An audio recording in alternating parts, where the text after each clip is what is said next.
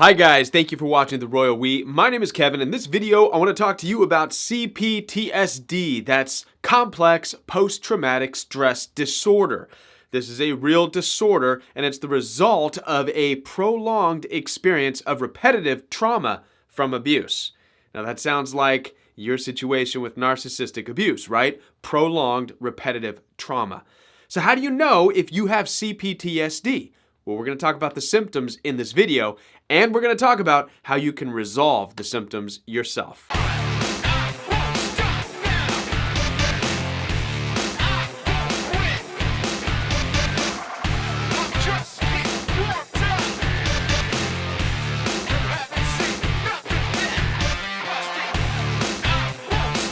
Alright guys, so like I said, C-ptsd, or complex post-traumatic stress disorder, is a result of exposure to prolonged repetitive abuse. This is exactly the abuse that you have put up with in a relationship with a narcissistic who has been abusive towards you. So how do you know if you are suffering from C-ptsd? Well, there are three main symptoms that I want to talk to you about.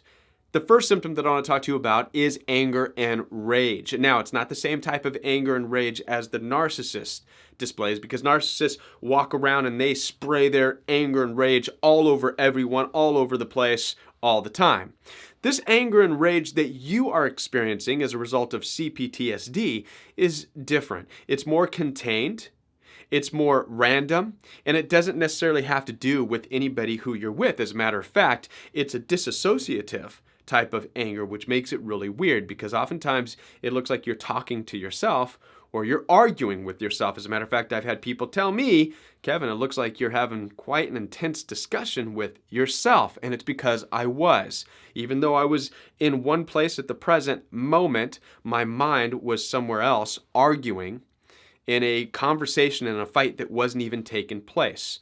So in other words, this type of anger takes you out of reality and it puts your mind somewhere else. It's a dissociative anger that you're dealing with, where you can yell, you can start to speak profanities, you can have what's called violent fantasies or hostile ideas. And again, no one else is around. It's not aimed at anybody else. It's just inside of yourself, and it's coming out at sometimes very inopportune times at work, when you're with your family, or other times where you really wish you could just be present in the moment. That's one symptom. So we're going to talk about that and how to resolve that. The second symptom I want to talk to you about is panic attacks. Panic attacks are usually associated with anxiety, but these panic attacks can also be a result of the prolonged trauma of an abusive relationship. Panic attacks manifest themselves also at random times. You can be driving home from work, or you can be relaxing at home on the couch, and it tends to be when you're by yourself. And these panic attacks manifest themselves by your body going through a change. Maybe it feels like your throat is closing and it's difficult to swallow, or you start to feel like your heart may be beating faster, or you start to have difficulty in breathing. Right? We're going to talk about these things. You can also feel like you're going to pass out. That's also a manifestation of a panic attack. You just feel like you're about to collapse and faint. Okay? That's another symptom, panic attacks. And the third symptom we're going to talk about is this obsessive need for perfectionism. This obsessive need for perfectionism can keep you in a place of not finishing tasks or things that you're supposed to be doing, projects. You start, you stop, you start, you stop, you start, you stop, and you just don't get a whole lot done because you just don't think it's good enough. So those are the three symptoms we're going to talk about. Let's go ahead and dive right in. If these symptoms are things that you're experiencing, then chances are you are experiencing C-ptsd, okay? Now, you do not have to see a doctor in order to work these things out. You don't have to see a therapist. You don't need medication for this stuff. Now, if you want to see a doctor, you want to see a therapist, go for it. If nothing else, it would be a great peace of mind for you to know that you're healthy, right? But I want to talk to you about how to resolve these things yourself. Things that I've had to do in my own life, and I know they're going to help you as well. So let's talk about the very first symptom, which is the anger and the rage that's very dissociative. It takes you out of the present moment that you're in, and it puts you in another place mentally. It robs you of your time. How do we resolve this? Well, understand that you have this anger built up inside of you. Imagine yourself being a pressure a canister, and inside is this pressure. All this pressure is anger and hurt, and you have been basically stuffing it. You have not been letting it out, right? There seems to be this weird idea that you can't express your emotions, you can't express anger, and as a result, you've stuffed it all down inside. Now, I want to reverse that idea because there is nothing wrong with being angry. As a matter of fact, I'm going to make reference to the Bible. The Bible says in the book of Ephesians that it's okay to be angry. It says, be angry, but do not sin in your anger. And it actually takes a step further, and it says, make sure that you do not let the sun go down on your anger. So it's telling you, deal with your anger. So how do we reverse this uncontrollable, disassociative rage that is robbing us of our time from our friends and our family and even our jobs? And guys, I've experienced this. This is what I'm speaking from. I literally had to leave a job because while I was working, I would go into an episode and I would have people at work say, Kevin, it looks like you're having quite the argument with yourself, because that's what it looks like. And I had to stop. I had to go to my boss because it was happening all the time and say, listen, I can't focus. Something's going on. At the time, I didn't know that I was suffering from C-ptsd. This is why I'm sharing it with you, okay? So what we want to do, now that we understand what it is, what we want to do is we want to take control of this anger. We want to be the ones, you want to be the one who decides when you let this anger out. Understand that it's there. Understand that it has to come out. It's going to come out. It's either going to come out when you're driving and you need to beat the steering wheel or you need to yell. So by you taking control, you're going to take away its control of you. And that's really the issue with C-ptsd, is that the anger is controlling you. It's coming out when you're at work. It's coming out when you're with your family, and it's robbing you of this time. So you now take the idea, take the reality that you have this anger and hurt inside of you, and now you control when it comes out. So if you're just feeling good, what I want you to do is take a moment, even right after you watch this video or right now, pause this video, go outside and just yell and get some anger out. How dare you? And go through the motions, go through the fighting, let it out. Be mad even at it. If you believe in the Lord, be mad at the Lord. How can you let this happen? And why does it happen? Oh, and just let it out. Let it out. But you control and you decide, I'm doing it now. This way it frees you up so that when you're done and you throw your fit, which is okay, there's nothing wrong with doing that. Let that steam escape. And you can go back and you can be with your family. You can go back to work. You've controlled when it's done. And in time, you will start to control more and more and more of it. It will not have any control over you. And in time, it will go away because it will be under your control. And you'll be able to decide, I don't need to do that anymore, right? It works, guys. It's all about taking control over the anger so that it doesn't control your life, all right? It's going to come out, so you control when it comes out, okay?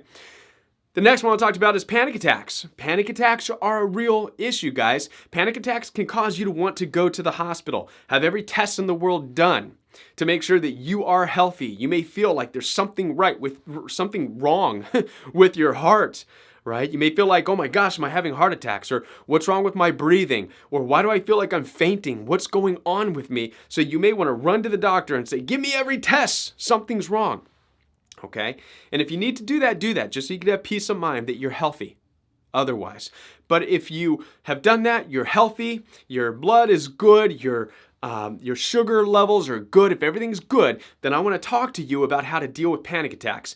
Basically, panic attacks is a result of it's the same thing as the anger and frustration. Your body is reacting to something outside of itself. So you need to just draw back into yourself. So if you're driving or whatever you're doing and you're relaxing and all of a sudden you feel your chest start to go, you feel shortness of breath, you feel like you can't swallow, just start to focus on yourself. Bring it back into yourself. It's called grounding. I call it grounding. Ground yourself. If you have a cup of water, take a drink of water.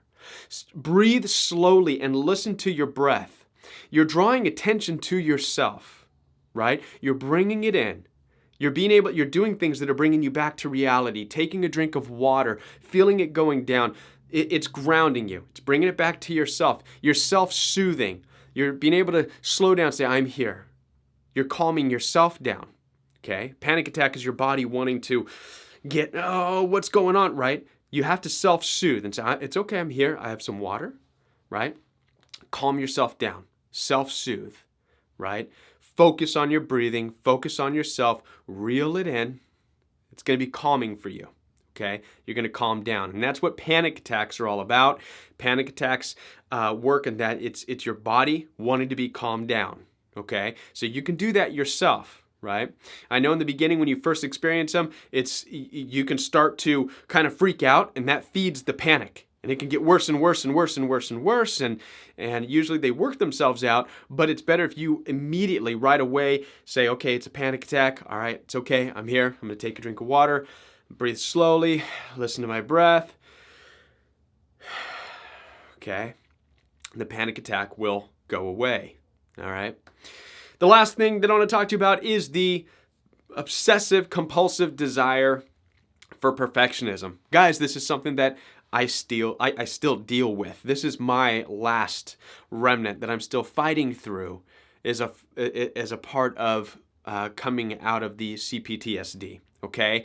It's what causes me to make a video, and I'll be honest with you, I make a video, I stop, and I restart it. I've been doing this for a long time, guys, and every now and then I still catch myself. It's not good enough, and I stop and I start. It's not good enough, and sometimes it drives me nuts, and I have to remind myself, Kevin, just put the information that you know out there because it's going to help somebody who is not yet healed to the place where you're healed, and that's all that you have to focus on, right? And I have to constantly just remind myself of this, guys.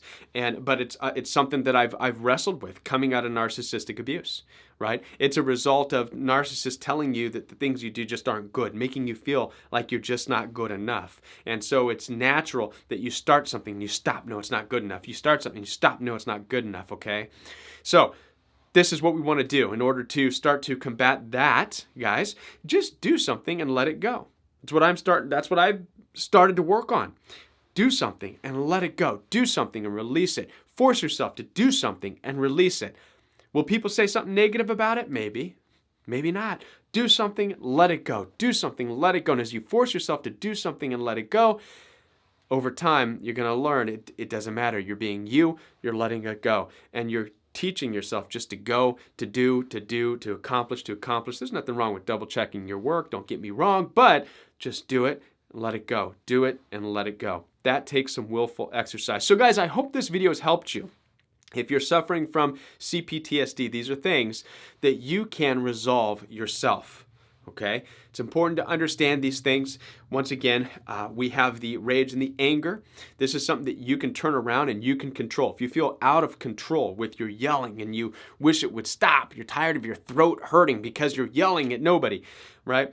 You can still do that, but you decide when you're going to do it. Take control of it, right? And be okay with being angry, all right? The second thing is the panic attacks. It's all about self-soothing. Self-soothe. Learn how to self-soothe and ground yourself. Drink some water. Listen to your breath. Talk to yourself, right? Remind yourself you're there. You're at peace. It's okay, all right? And then the third thing, which is the obsessive need for perfectionism. Just do something, let it go. Do something, let it go. Practice that. Willfully practice that. Guys, thank you so much for watching. If you haven't already, check out my Instagram. My Instagram is brand new. I'm just starting it, but I'm going to be building up with shorter versions of these videos. Hopefully short ones that you can share. They're going to be mini versions of these. Also, Facebook is there. You're welcome to contact me. Though, guys, I got to let you know, I'm only going to be taking phone calls for a little bit longer because I'm about to come up with a course to help people. And my course is going to be designed around phone calls because I'm going to be there walking through some steps with you guys. So I'm going to be dedicating my phone time with the course. So I'm not sure how much longer I'm going to be taking these phone calls from YouTube. So take advantage of it. If I don't answer right away, understand I'm getting a lot of them, guys. Anyways, I hope this video has helped you. And thank you for watching and being a part of the Royal We. Hi, guys. Thanks for watching the Royal We. Yes, thank you for watching the Royal We. I want to let you guys know that I am almost finished with the course. It's going to be available pretty soon, and I'm excited to be able to offer that to you guys. I also want to let you guys know that I'm thankful for all of your phone calls. You can continue to contact me. It's absolutely free. But for those of you who have demanded that you be able to give back in return, I want to let you know that I have put a donation link on my channel. So you're welcome to donate whatever you would like to donate to this channel. And you don't have to. That's completely up to you. Bless you guys. Thank you. Be sure to hit that like and subscribe button if you're not already a subscriber, and we will be back with more right here on the Royal We. While you look at the camera, you gotta stay looking at the camera, okay? Okay. All right, here we go. I'll say hi and then you say hi. No finger in the nose. You gotta be professional. 1, 2, 3. Hi guys.